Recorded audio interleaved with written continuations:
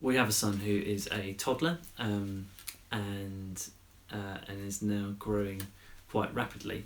But when he was a lot smaller, when he was in the womb and when he was newly born, he couldn't quite interact with us as much. And one of the ways in which we would try and connect with him is that we would sing to him.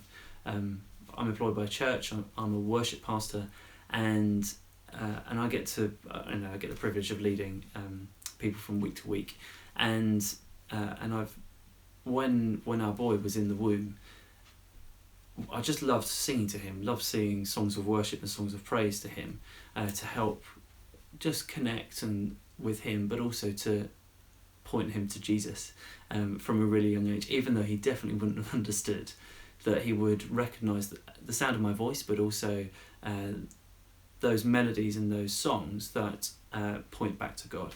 When he was born, there were a few complications. He actually came out with the umbilical cord wrapped around his neck, so was struggling to breathe and was a bit stressed.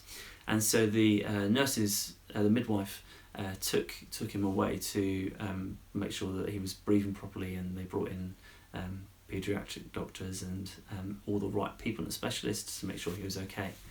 And after a few minutes, they said, "Dad, me, would you come out and just connect with your son?" And in that moment, the only thing I could do was sing to him, because that's all I've been doing as a way of connecting with him. So I just sang a song that at that time was helping me connect with God, and I just sang that over him. I don't know what was happening with him at that point, but there was that first interaction of meeting him and actually being able to do what we'd already been doing when he was in the womb, to make that our first encounter with him. And we sing all the time. He started singing a lot more now, and I can hear him singing ma ma ma ma ma da da da da da, and just kind of mumbling through different things. But that's that innate nature, that one of the ways in which I connect with God is a window for him also to connect with God at the same time. And I hope he continues. I hope he has a better voice than I do.